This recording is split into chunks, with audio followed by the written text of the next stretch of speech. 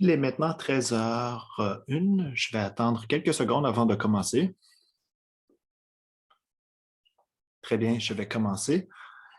Les autres participants pourront se joindre en cours de route. Je m'appelle Wassima Anjuman. Le pronom elle est là.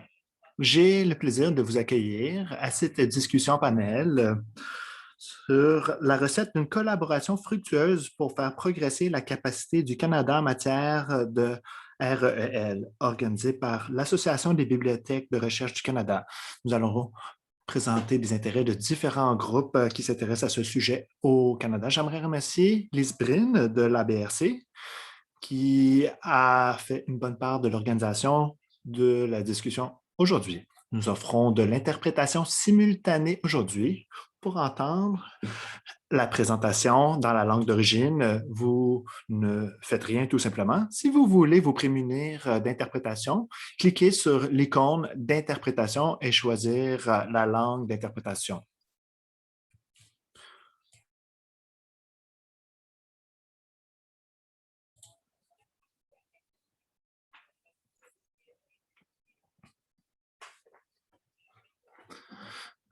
Avant de commencer, j'aimerais commencer avec une reconnaissance territoriale.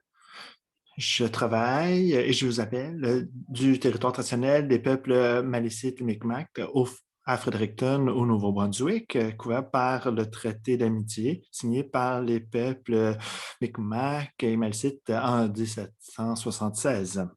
J'aimerais aussi vous faire part que les conférenciers et conférencières vous parlent de différents territoires traditionnels de peuples autochtones qui continuent de vivre et occuper ces territoires jusqu'à aujourd'hui. Je vous invite à ajouter vos reconnaissances territoriales dans la zone conversée, puisqu'il est important de faire ces reconnaissances lorsqu'il est question d'améliorer tous les aspects de la société. Je serai l'animatrice de la séance. Je vais commencer avec quelques instructions d'intendance avant de présenter les sujets d'aujourd'hui. J'aimerais vous parler du code de conduite de l'ABRC disponible en anglais et en français en ligne. Les liens vers ces documents seront dans la zone conversée. Les organisateurs du webinaire veulent offrir une expérience accueillante, engageante et sécuritaire. Si vous avez des questions, veuillez communiquer avec Suzanne Hague, la directrice générale de l'ABRC, dont les coordonnées seront dans la zone conversée. Le webinaire sera enregistré et affiché dans le compte YouTube de l'ABRC. Vous pouvez offrir des liens des ressources dans la zone conversée et soumettre vos questions dans la fonction questions et réponses. Nous avons bien hâte d'entendre vos commentaires et vos réactions durant la période de questions. Nous allons maintenant passer à l'introduction aux ressources éducatives libres, REL, et je vais inviter nos panélistes à entamer la discussion. Je vais vous expliquer pourquoi j'anime cette séance et pourquoi je m'intéresse au REL. J'ai obtenu mon diplôme en 2020, tout récemment. J'ai participé dans la mise en place des REL dans la région de l'Atlantique avec la BRC. C'est quelque chose qui me passionne depuis quelques années. En tant qu'étudiante internationale qui est venue au Canada pour étudier, j'ai toujours été surprise du très grand coût des manuels scolaires. Je suis passionné des ressources éducatives libres et j'aime bien voir tous les intervenants qui se rassemblent pour parler de ce sujet. J'aime bien voir tout l'appui qui a été donné au REL récemment. Non seulement dans le cadre de la pandémie, c'est quelque chose que je constate depuis quelques années. Nous avons maintenant un webinaire comme celui-ci, rassemblant des intervenants de partout au pays pour parler d'un enjeu aussi important. Je crois qu'avec la pandémie, nous avons commencé à ressonger à l'éducation et son accessibilité. Nous croyons que lorsque les cours seraient offerts en ligne, qu'ils seraient plus accessibles, mais il y a encore des obstacles pour les étudiants. Nous avons donc ressongé à l'accès à l'éducation dans les milieux postsecondaires. Nous nous sommes posé la question, comment peut-on redéfinir l'éducation postsecondaire pour la rendre plus accessible? Voilà pourquoi je suis si passionné des ressources éducatives libres et j'ai bien hâte d'entendre les conférenciers et conférencières à ce sujet. Nous n'allons pas expliquer en détail en quoi consistent les REL. Nous espérons qu'avec cette discussion, vous allez mieux comprendre en quoi consistent les REL. Je vais donc laisser les panélistes présenter leur point de vue à ce sujet. Je peux vous donner ma définition des REL qui sont des ressources didactiques en accès libre, gratuite et qui peuvent servir tant aux étudiants qu'aux membres du corps professoral.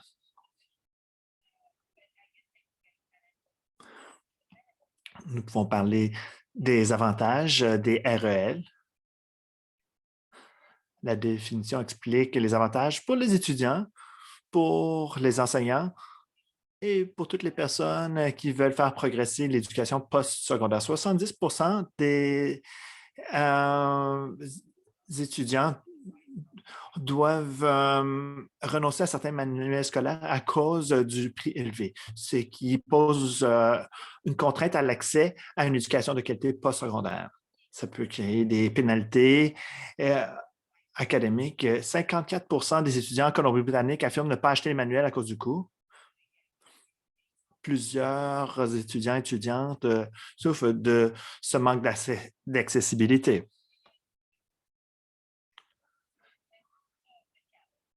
Les REL donnent une intégration des nouveaux contenus dans les cours, ouvrent la voie à de nouvelles formes d'enseignement et elles sont écologiques.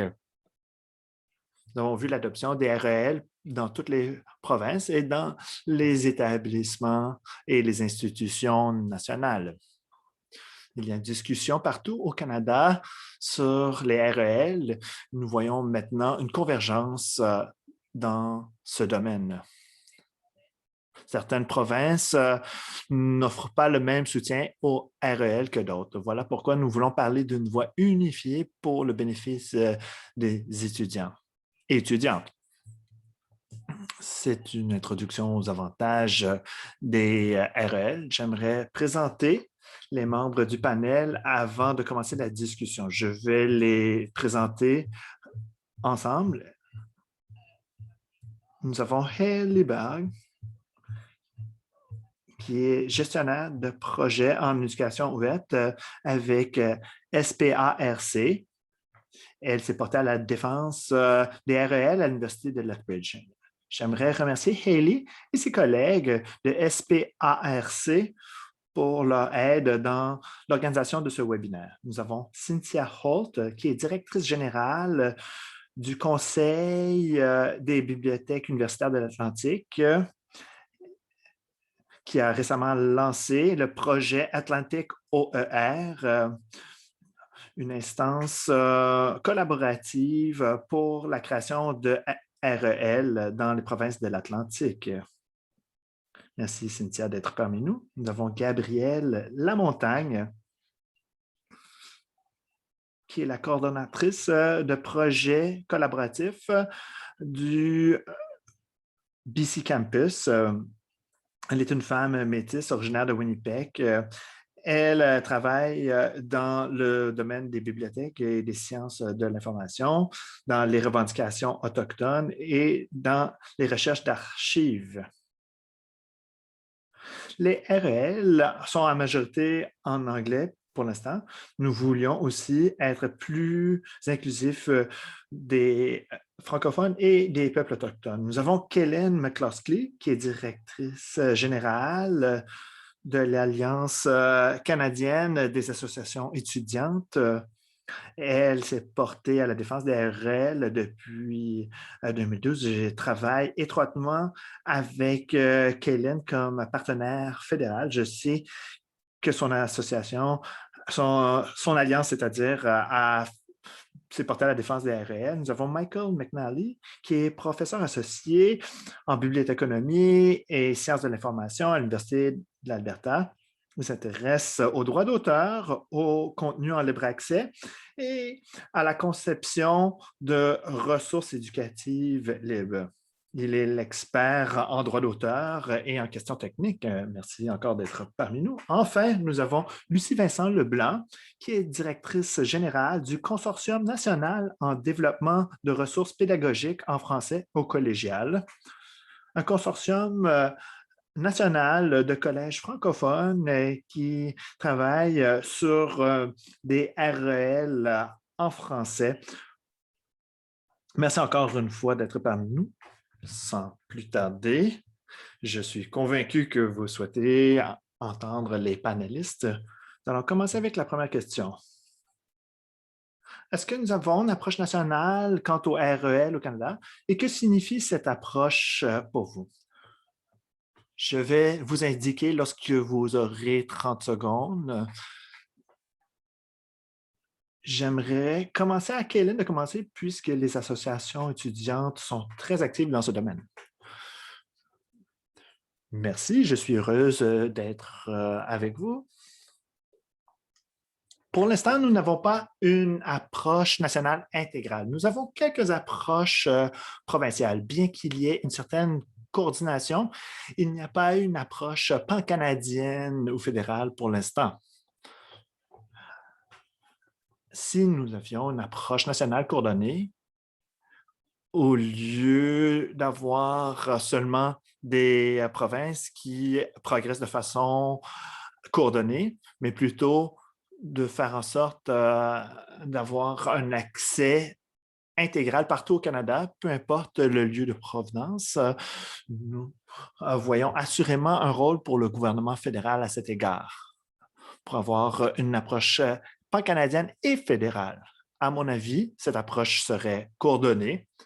Elle tiendrait compte de l'avancement jusqu'à ce jour, surtout par nos responsables à BC Campus et le travail qui s'est fait en Ontario, qui progresse très bien aussi dans les provinces des Maritimes, de tirer profit des pionniers et de tout rassembler d'une façon pan-canadienne, tout en acceptant que nous travaillons avec différentes régions, 13 au total, lorsque nous tenons compte des provinces, des territoires et du gouvernement fédéral, et d'assurer une coordination. Nous voulons utiliser tous les aspects. Ainsi, un étudiant de Winnipeg pourrait avoir accès aux ressources que ses collègues pourraient avoir accès en Colombie-Britannique ou à Halifax. Très bien, merci. Je vais vous faire un signe de main lorsqu'il vous reste seulement 30 secondes. Merci, Kaylin. J'aimerais maintenant céder la parole à autres panélistes. N'hésitez pas à indiquer votre intention d'intervenir. Bonjour, je parle de Mushkawap Chibouin Beaver Health and Cree d'Edmonton en Alberta. Une approche nationale serait très utile pour offrir plus d'équité dans les provinces. Nous savons que chaque province a leurs priorités. Il y a eu un certain degré de réussite dans la mise en place des REL pour baisser les frais pour les étudiants et augmenter la qualité d'enseignement.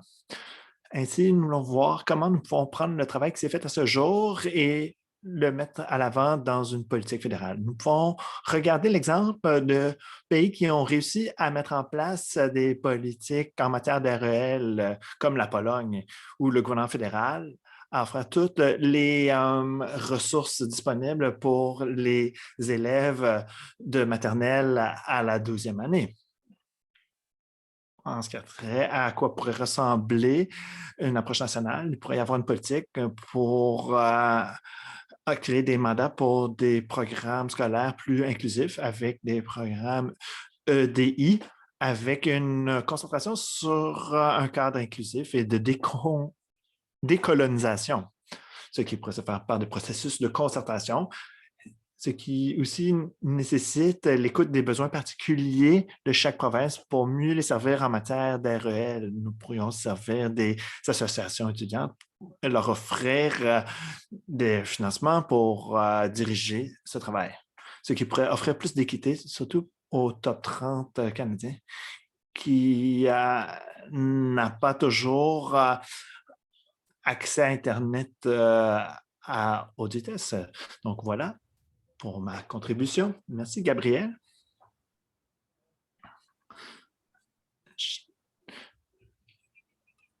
Je crois que c'est vraiment important de tenir compte d'une perspective inclusive. Je vais maintenant céder la parole à Lucie pour partager quelques idées à ce sujet. Oui, bien, merci beaucoup. Bonjour, je veux d'abord remercier les organisateurs d'avoir invité le consortium à participer à cette rencontre-ci. Je pense que la discussion qu'on a aujourd'hui arrive vraiment à point alors qu'on est dans un contexte d'urgence sanitaire qui nous force à revoir beaucoup de choses et à repenser beaucoup de choses. Je vois beaucoup de pertinence du côté des ressources éducatives libres dans ce contexte-là. Pour ce qui est de nous, au consortium, notre intérêt finalement pour les ressources éducatives libres est né beaucoup de l'intérêt de nos membres. On regroupe en fait 10 collèges francophones en situation minoritaire qui sont répartis à travers tout le Canada et évidemment qui ont des préoccupations communes et des volontés communes aussi de faire avancer des choses à l'échelle pan-canadienne. Les ressources éducatives libres font partie des stratégies et des outils qu'on souhaite utiliser dans ce contexte-là. Étant donné que je suis ici en représentation d'une minorité linguistique, ce que j'aimerais beaucoup mentionner, c'est que d'une part, je vois une extrême pertinence à une approche nationale des ressources éducatives libres.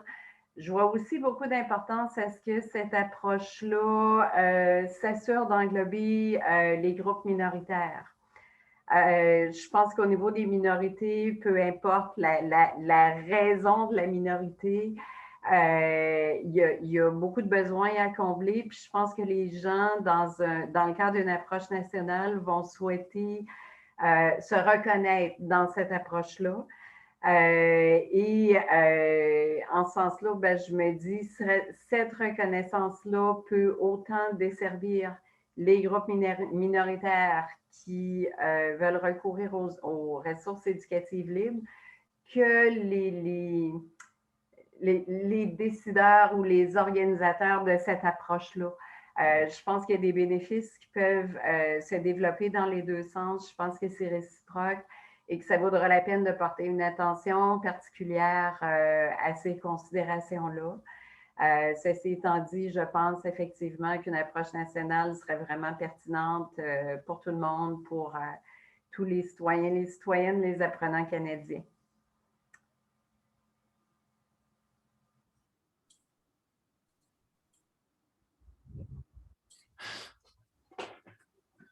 Je vais maintenant céder la parole à Cynthia. Merci. Mes collègues ont soulevé des très bons points jusqu'à présent. J'aimerais partager quelques points auxquels j'ai pensé. Dans les provinces des Maritimes, nous avons travaillé comme une région plutôt que par province, ce qui diffère un peu des autres approches du Canada. Nous avons déjà commencé à voir certains des défis dans le contexte d'une concertation entre quatre provinces quant aux questions financières, aux questions d'infrastructure, questions politiques. Nous avons une étude de cas des provinces de l'Atlantique qui peuvent donner un avant-goût des difficultés sur le plan national. Dans n'importe quelle approche nationale, nous devons avoir une perspective globale. Il faut offrir du soutien pour l'adaptation, il faut regarder les infrastructures. Nous avons des infrastructures réparties partout au pays, mais il n'y a pas d'infrastructure systématiquement partout. Il faut donc voir comment consolider. Nous avons 3 ou 4 infrastructures dans le pays. Nous voulons voir comment nous pouvons les rassembler dans une approche unique. Il y a de la sensibilisation et de l'éducation et d'autres aspects dont il faut discuter dans le contexte dans son ensemble. J'aimerais aussi ajouter l'aspect suivant dans la discussion, c'est-à-dire la portée d'une approche nationale. Pour l'instant, nous nous concentrons sur les REL, mais il y a aussi la pédagogie ouverte. Comment pouvons-nous façonner le dialogue pour que ce soit réalisable, tout en tenant compte des contextes provinciaux et du contexte fédéral? Voilà ce que je voulais vous dire pour l'instant. J'ai bien hâte d'entendre l'avis de mes collègues à ce sujet. Merci, Cynthia. Vous avez aussi soulevé une bonne question à la fin. Ça donne de la matière à réfléchir. Je vais maintenant céder la parole à Hailey. Bonjour, je suis Hailey Babb. Je suis gestionnaire de projet en éducation libre à SPARC. Nous sommes une coalition de bibliothèques universitaires et de recherche au Canada et aux États-Unis. Notre siège social est à Washington, aux États-Unis, mais je vous parle du Canada aujourd'hui, de ma ville natale. Je suis heureuse de parler de ce sujet. En tant que dirigeante d'association étudiante, je trouve ce sujet très important. En tant qu'intervenant, nous savons très bien que les étudiants font face à ces défis d'accessibilité à l'éducation depuis des décennies. La pandémie, cependant, a vraiment mis en lumière ces difficultés, surtout sur le plan de la diffusion de la connaissance. Je pense que c'est une opportunité unique dans une génération. Les décideurs nous portent attention tout particulièrement. Je pense que le Canada bénéficie d'une population éduquée, que les personnes choisissent ou non de poursuivre des études postsecondaires. À mon avis, il faut une approche nationale en REL pour deux raisons. Premièrement, pour réduire les obstacles d'accès à l'éducation postsecondaire, mais aussi pour avoir des documents didactiques qui répondent aux besoins des étudiants canadiens, que ce soit les populations canadiennes, les populations francophones, autochtones du Canada, et ainsi de suite. Nous n'avons pas beaucoup de données sur cet enjeu au niveau national. Nous extrapolons ces données des tendances que nous voyons aux États-Unis sur le coût des manuels didactiques. Pour une approche nationale, il faut dresser le portrait de la situation au Canada, se porter à la défense d'une politique qui cherche à combler les lacunes. Plus nous attendons après la pandémie, plus nous allons revenir à nos anciennes habitudes avec le statu quo. Les étudiants ont besoin de changement. Il est maintenant le temps de construire le meilleur système possible. Merci beaucoup. J'aime comment vous avez mentionné qu'il s'agit d'une opportunité unique pour cette génération. J'ai aussi ce sentiment d'urgence. Il est temps d'agir. Merci beaucoup d'avoir soulevé ce point. Enfin, je vais céder la parole à Michael. Merci, Watima. Les autres panélistes ont déjà mentionné la plupart des sujets. Je vous parle du territoire du traité 6 en Alberta. L'Alberta est un cas particulier pour une approche nationale. Nous n'avons plus une approche provinciale en matière d'REL, bien que nous avons des bons dirigeants provinciaux. Nous n'avons pas de garantie que ces programmes durent dans le temps. Je crois qu'il y a un rôle pour le gouvernement fédéral comme protecteur. Il faut penser à l'article 93 de la Constitution qui donne tous les pouvoirs aux provinces. Mais je crois que le gouvernement fédéral a un rôle clair, non seulement dans le financement direct des ressources, mais aussi en permettant la coordination et la collaboration entre les provinces afin d'éviter la duplication des efforts et assurer une utilisation efficace des ressources. Merci beaucoup, Michael. C'était très simple et concis. C'était une bonne façon de conclure sur cette première question. Ensuite, nous aimerions penser autrement sur les possibilités de stratégie nationale. Quels sont les modèles éprouvés pour de nouvelles approches qui permettraient de faire progresser la capacité du Canada en matière d'REL? Je vais commencer par Haley. Nous travaillons dans différents domaines de plaidoyer à SPARC. Nous travaillons très fort sur notre projet pilote sur les manuels ouverts. Depuis 2015, le gouvernement fédéral a accordé de 5 à 7 millions par année ce haut projet de REL. Les établissements et les consortiums peuvent faire des demandes pour créer ces ressources sur les campus, pour servir les besoins des campus. Mais ces ressources sont disponibles aux autres établissements dans le pays également. Je ne veux pas voler le sujet de Kaylin, mais je sais que l'ACACE, l'Alliance canadienne des associations étudiantes, avait déjà fait un plaidoyer similaire auprès des 3 organismes. Sur le plan provincial, ce que nous avons semblable aux États américains, nous avons le marquage de cours REL pour indiquer quels cours utilisent les REL afin que les étudiants peuvent le voir lorsqu'ils choisissent leur cours. Il y a aussi des politiques de permanence révisées. Ces mesures ont permis d'élever le profil de l'utilisation des REL. La Colombie-Britannique est un très bon exemple de ça. SPARC a le livre de jeu de politique américaine que nous avons créé pour aider les gouvernements des États à voir cette option, ce qui pourrait se traduire dans le contexte canadien, afin d'offrir plus d'options aux gouvernements provinciaux et territoriaux. Les leçons que j'ai tirées comme militante étudiante, les décideurs ne sont pas toujours sensibles au coût de l'éducation postsecondaire et c'est un peu difficile à voir ce que ça signifie. Lorsque j'ai recueilli des données dans mon établissement, j'ai pu vraiment attirer l'attention des décideurs. Au Canada, nous n'avons pas beaucoup de données sur le plan fédéral pour démontrer l'expérience des étudiants. Il faudra donc établir un portrait pour savoir quels sont les points prioritaires afin de pouvoir avoir de bonnes répercussions. Très bien. Merci, Haley.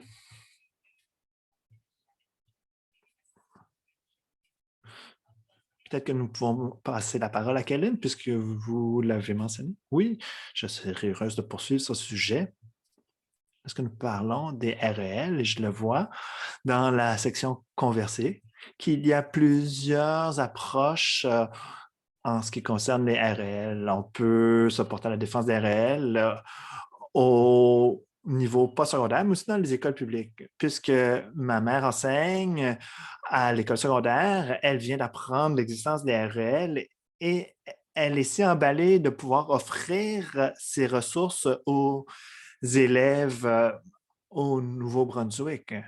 Sur le plan de la CAE, nous nous concentrons sur les REL postsecondaires au niveau fédéral. Puisqu'il y a plusieurs options, nous essayons de cibler nos efforts. Nous voulons une méthode qui fonctionne très bien afin d'offrir du financement par les agences de financement pour les REL. Nous travaillons sur ce dossier depuis un certain temps. Nous voulons que ces ressources soient allouées dans une progression.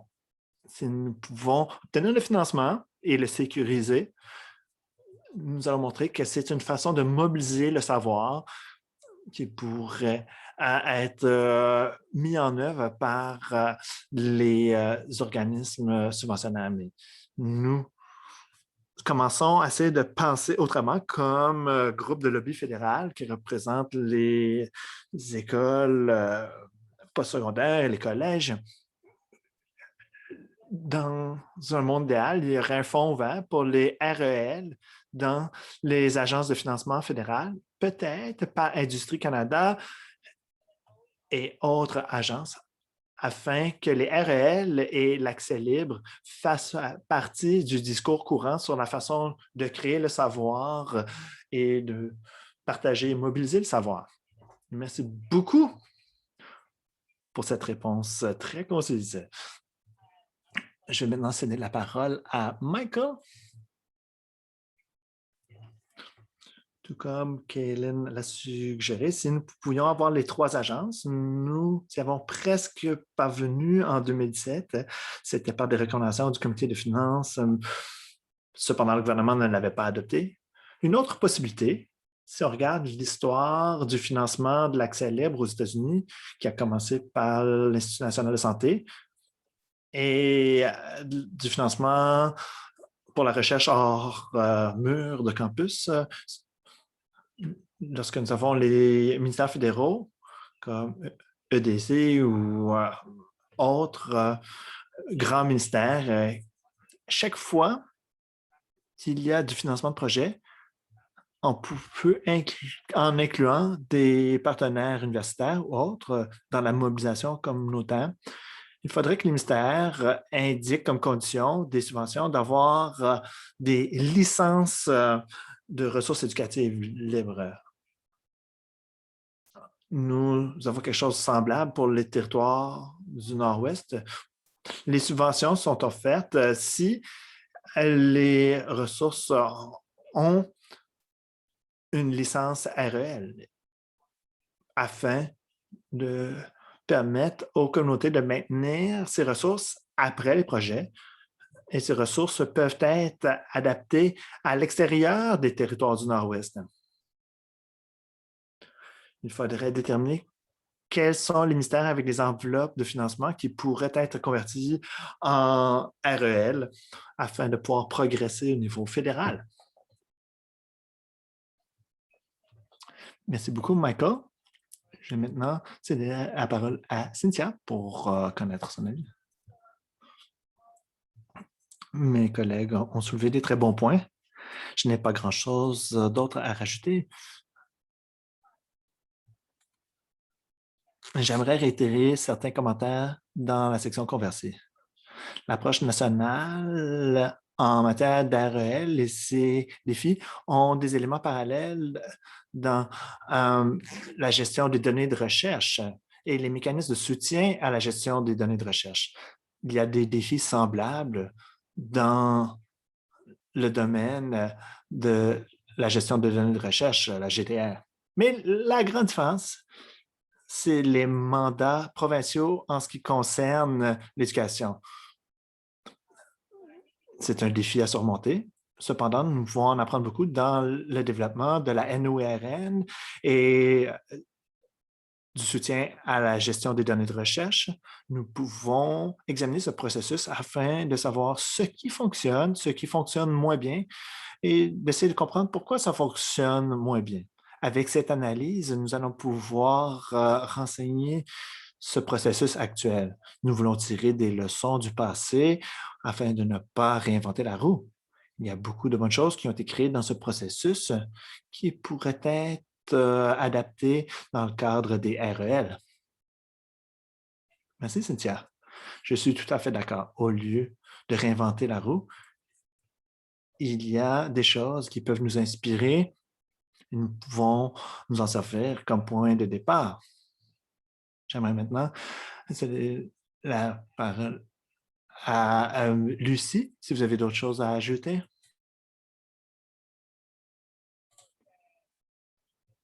Pour la question 3, comment cadrer le besoin pour plus d'investissement? Oui. Comment pouvons-nous nous adresser au fédéral ou au gouvernement provincial? Je vous cède la parole, Lucien. Oui.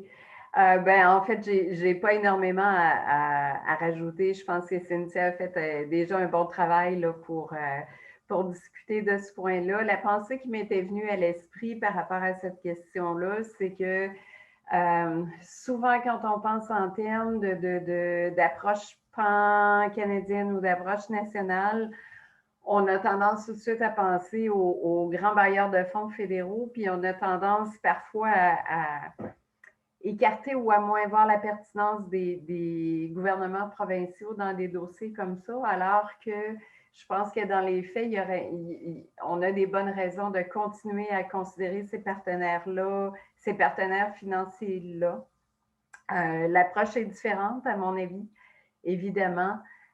Nos gouvernements provinciaux, souvent, sont centrés sur leurs propres priorités, ce qui est normal et tout à fait justifié. Mais je pense que quand on se donne la peine de leur faire voir l'ampleur du retour sur l'investissement qu'ils peuvent avoir, entre autres quand ils investissent dans les ressources éducatives libres, qui, à mon sens, sont des rampes d'accès pour permettre à des expertises de partout de contribuer, ben là, je pense que ça peut devenir plus intéressant pour ces paliers de gouvernement-là. C'est tout simplement ça que je voulais rajouter.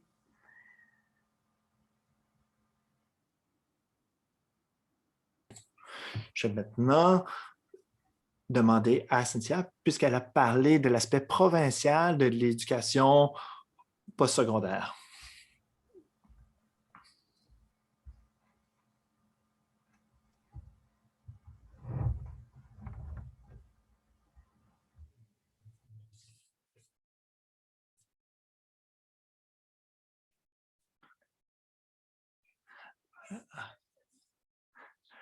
Je m'excuse, j'avais mal compris. Je me pensais que vous aviez mentionné Lucie puisqu'elle parlait de l'aspect provincial.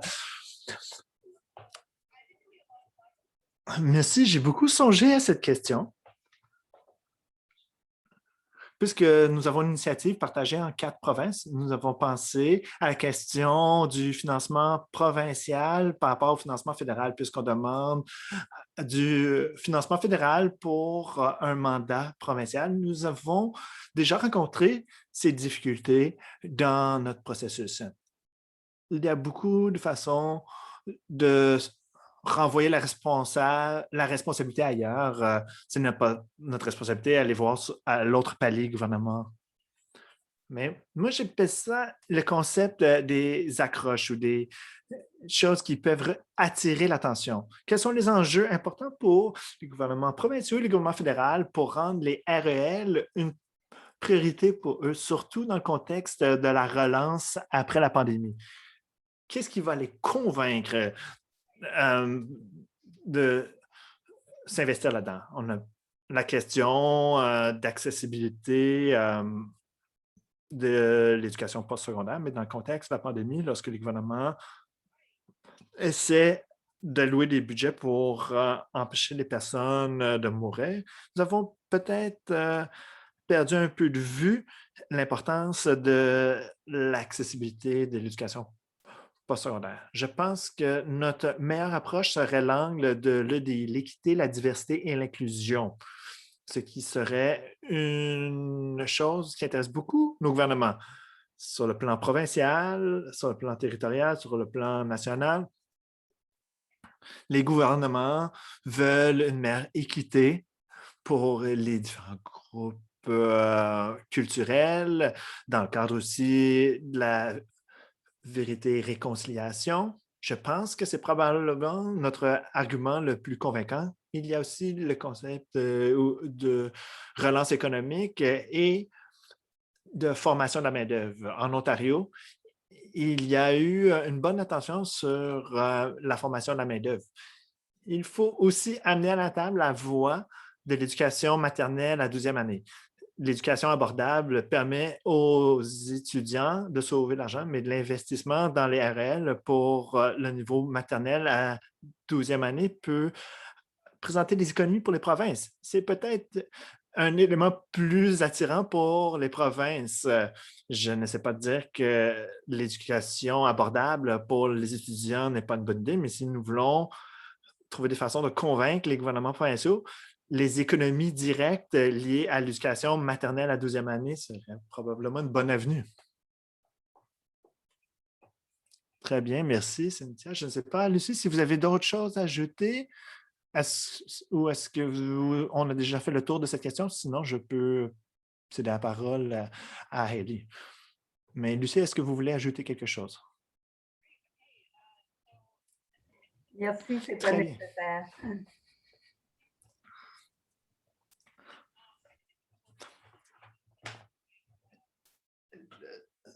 Cynthia, vous avez raison avec les aspects convaincants, les hooks, comme le dit Cynthia. Il faut répondre à la question, c'est important, sur comment établir un sentiment connu de légitimité dans la pratique. Nous essayons d'aider les personnes à comprendre que c'est légitime, que ce travail a des répercussions pour avoir accès à des manuels scolaires de bonne qualité et que ceux-ci sont très importants pour l'éducation. Et Cynthia, vous avez aussi parlé de la façon dont présenter les REL comme solution aux difficultés actuelles des gouvernements. On a parlé de la recommandation de l'UNESCO en ce qui a trait au REL. C'est un bon point pour expliquer la validité de ces ressources pour les gouvernements et les convaincre dans la réalisation des objectifs de l'UNESCO. Plusieurs ont connu un recul dans le cadre de la pandémie.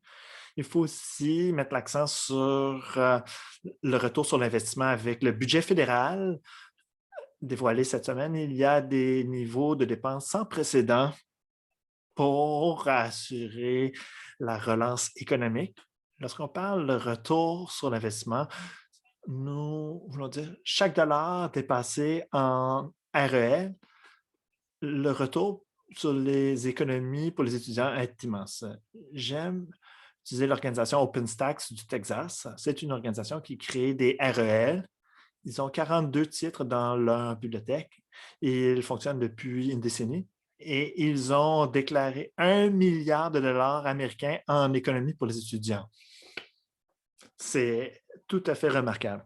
Il y a aussi eCampus Ontario qui a une très bonne ressource qui s'appelle la calculatrice d'économie, un membre du corps professionnel pour voir si, en remplaçant un manuel de 300 dollars dans un cours d'introduction à la physique pour les étudiants, voici combien les étudiants vont économiser.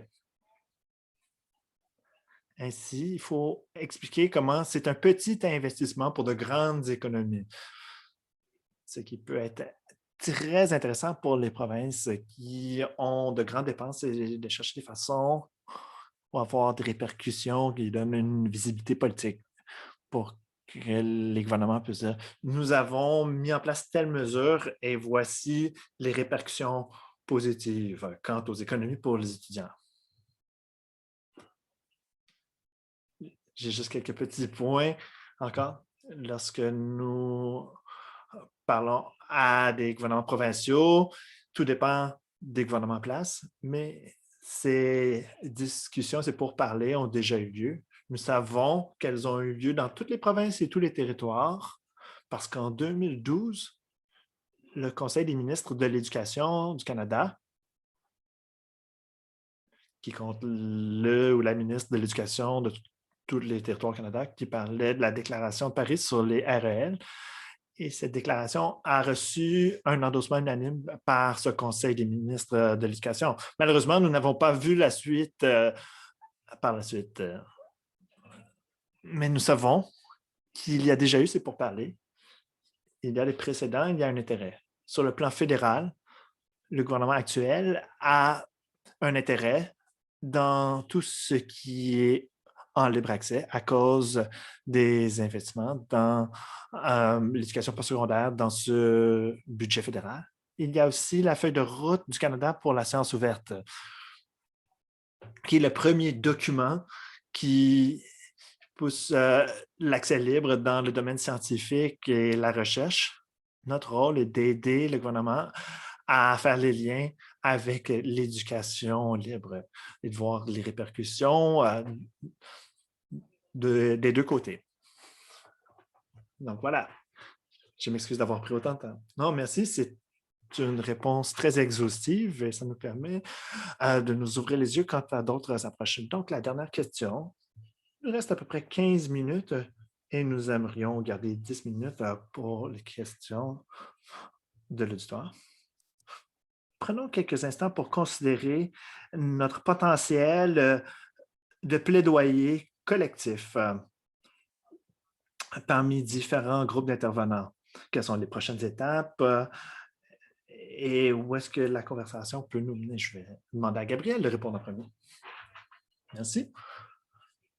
Ce serait bien de rassembler des groupes de défense d'intérêt qui travaillent au niveau fédéral, Creative Commons, l'École canadienne de la fonction publique. Nous pourrions demander à ces groupes ce qu'ils veulent de notre part afin de pouvoir obtenir une initiative de financement du gouvernement fédéral.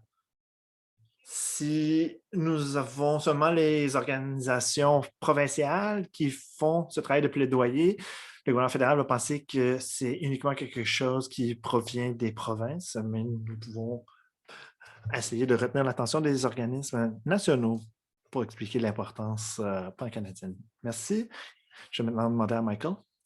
Oui, j'aimerais répéter un peu ce que Gabriel a dit, de rassembler le monde pour créer de la capacité. Je vois plusieurs collègues de l'Alberta qui participent ici. Nous avons bâti des réseaux de plaidoyer pour faire progresser ces questions dans les établissements et sur le plan de la province. J'aimerais voir la même chose se faire sur le plan national. Merci. Lucie? Oui, je vais aller rapidement aussi. Quand on m'avait proposé de participer au panel, on m'avait entre autres souligné que ça pourrait être intéressant de regarder un petit peu plus le modèle de fonctionnement de notre consortium par rapport aux possibilités ou par rapport à l'idée d'implanter une approche nationale sur les ressources libres. Évidemment, je ne prendrai pas le temps de faire une longue présentation de notre consortium, mais je peux certainement souligner que s'il y a des gens qui sont plus intéressés, tout le monde sera les bienvenus de me contacter. Mais en résumé, en dedans de 15-20 secondes, ce que je vous dirais, bien, comme vous savez, tantôt, j'ai mentionné qu'on regroupe tous les établissements collégiaux francophones qui sont en situation minoritaire au Canada. Ce que ça implique, c'est qu'on a à la fois des grands établissements, des petits établissements, des établissements qui ont des moyens différents. On regroupe tout ce monde-là autour d'une mission commune qui est le développement de matériel pédagogique de qualité en langue française. Comme c'est une préoccupation pour l'ensemble des organisations, je vous avoue que la taille et les moyens on perd beaucoup de leur importance, en ce sens que tout le monde est égal par rapport à la mission, tout le monde a la même préoccupation. L'autre clé, je pense, qui a donné vraiment des bons résultats chez nous, c'est quand on est capable, quand on développe cette capacité-là de faciliter et de susciter des collaborations entre les établissements. Habituellement, c'est de là d'où viennent les plus beaux résultats. Ça fait que dans ce sens-là, c'est sûr que si on met nationalement des choses un peu dans le même sens, d'une part, le consortium sera certainement intéressé à contribuer, mais surtout à appuyer ces développements-là aussi. Merci beaucoup.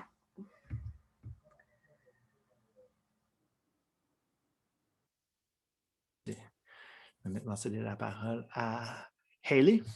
Oui. Vous avez déjà soulevé l'idée de défense d'intérêt en commun, d'apporter ensemble tous les intervenants pour avoir un consensus sur nos actions. Peut-être envisager un modèle de coalition, comme nous l'avons observé aux États-Unis. Il faut que cette discussion se poursuive et de faire en sorte qu'il y ait une prochaine étape.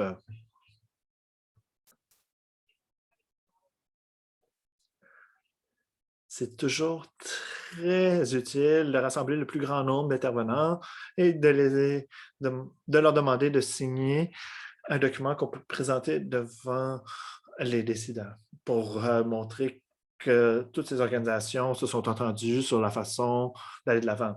Je suis heureuse de voir que nous sommes en mesure de faire ainsi.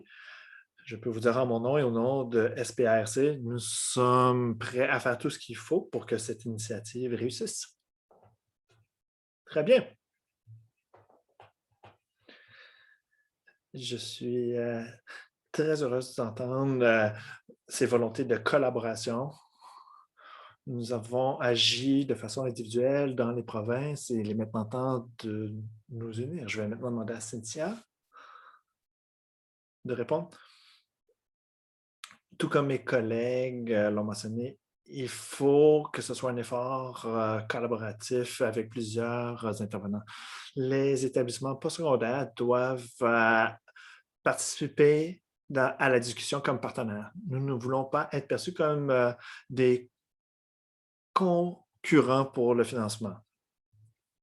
C'est un défi en matière de RL pour les provinces de l'Atlantique. Comment obtenir du financement pour les provinces sans enlever du financement pour les établissements? Il faut inclure les établissements dans cette discussion, travailler avec nous à titre de partenaire pour obtenir du financement et d'éviter des répercussions négatives pour les autres priorités au sein des établissements. C'est mon ajout, mais je crois que nous nous sommes entendus qu'il faut avoir une diversité d'intervenants et de parler d'une voix unie. Merci, Cynthia. Enfin, Kellen, avez-vous des réactions par rapport à cette question? Oui, peut-être pour conclure,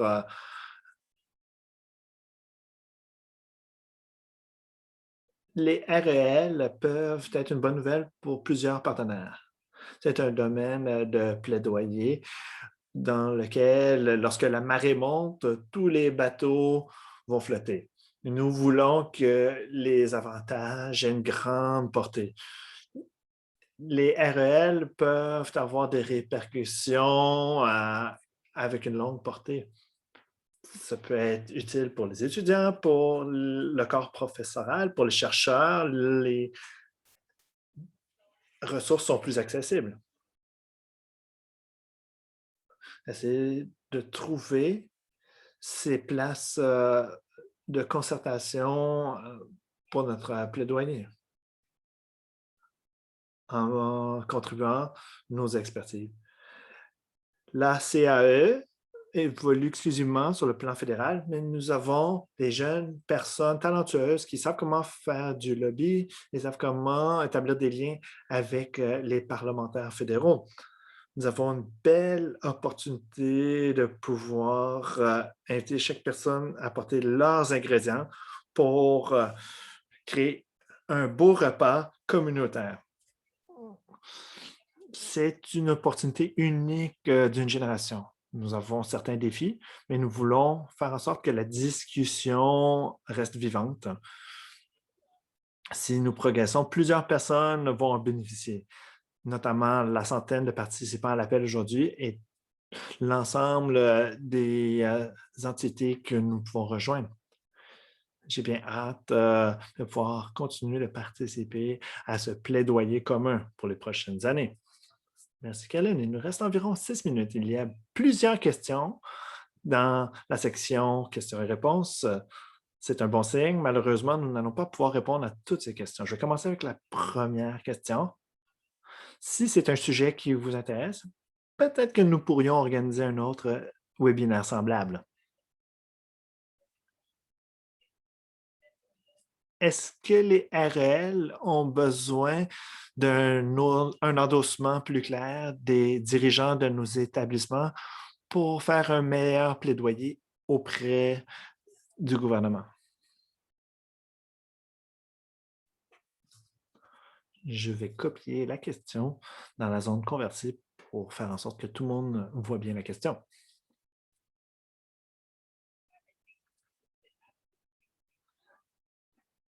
Ce plaidoyer peut se faire, peu importe la position des établissements, mais ce serait utile de convaincre les établissements de l'utilité des REL. Nous n'avons pas nécessairement besoin, cependant, que les établissements soient sur la même longueur d'onde pour agir. Est-ce qu'il y a d'autres réactions, d'autres réponses?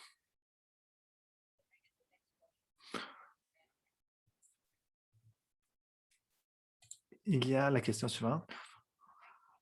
comment pouvons-nous intégrer la décolonisation et l'indigénisation du savoir dans la façon dont nous créons une approche nationale pour les REL? C'est une question assez vaste.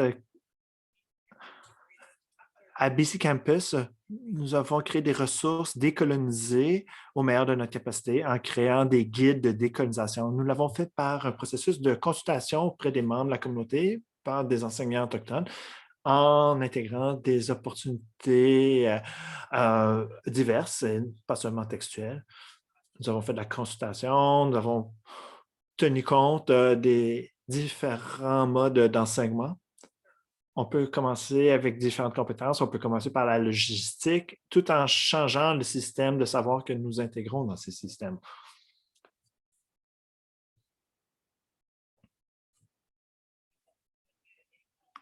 Est-ce que quelqu'un d'autre voudrait réagir? Je pourrais ajouter que nous penchons sur cette question en ce moment, sur l'indigénisation et l'intégration de savoirs traditionnels. Parmi nos 21 manuels, la moitié ont un angle autochtone ou un angle de savoir traditionnel. Dans notre région, de façon plus vaste, nous voulons avoir une discussion sur rendre les choses ouvertes, tout en respectant les lignes directrices sur le savoir traditionnel, tout comme les étiquettes de savoir traditionnel qu'on peut utiliser avec des licences d'utilisation ouverte.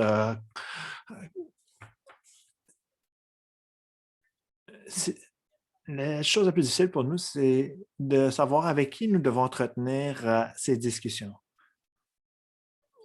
Il faut savoir avec qui nous devons-nous entretenir ces discussions. Parfait. Nous avons 2 minutes pour une dernière question. C'est une question peut-être pour Cynthia, mais n'importe qui peut répondre. Je vais la copier dans la zone conversée si vous voulez la voir.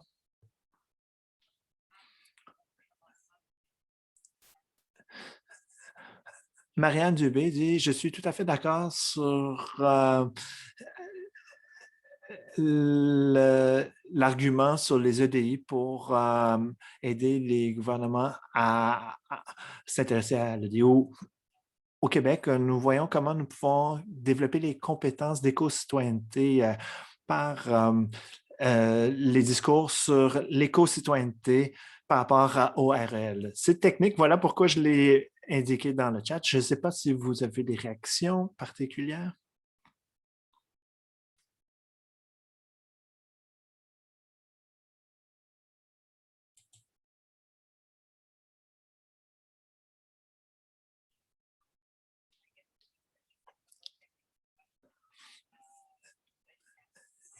Il s'agit d'une question un peu plus technique.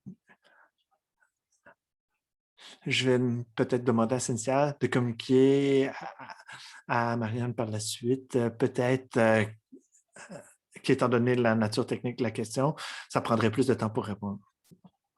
Je suis convaincu que les membres du panel seraient prêts à communiquer plus en détail par la suite. Je vais mettre mes coordonnées dans le chat. Si vous avez des questions pour moi, vous pouvez définitivement communiquer avec moi. Je dois maintenant conclure puisque nous n'avons plus de temps. Au nom de l'ABRC, j'aimerais remercier les panélistes de leur participation. Je dois vous avouer que j'étais très intéressé dans vos propos. J'ai hâte à cette collaboration pour que les REL puissent vraiment prendre leur envol. J'aimerais remercier la participation de tous et chacun. Merci de vos contributions, de vos questions. Merci d'avoir partagé vos idées. J'espère que ce ne sera pas la dernière fois que nous allons parler de ce sujet important. Nous avons encore beaucoup de travail à faire. Merci encore une fois de votre présence. J'aimerais remercier Anthony qui offre de l'interprétation simultanée. Merci d'avoir rendu cette présentation accessible dans différentes langues. J'aimerais donc maintenant conclure et je vous souhaite une très bonne journée. Il neige maintenant au Nouveau-Brunswick. Je ne connais pas la météo ailleurs au pays, mais j'espère que vous profitez de la météo, peu importe où vous vous situez. Merci encore une fois. Merci.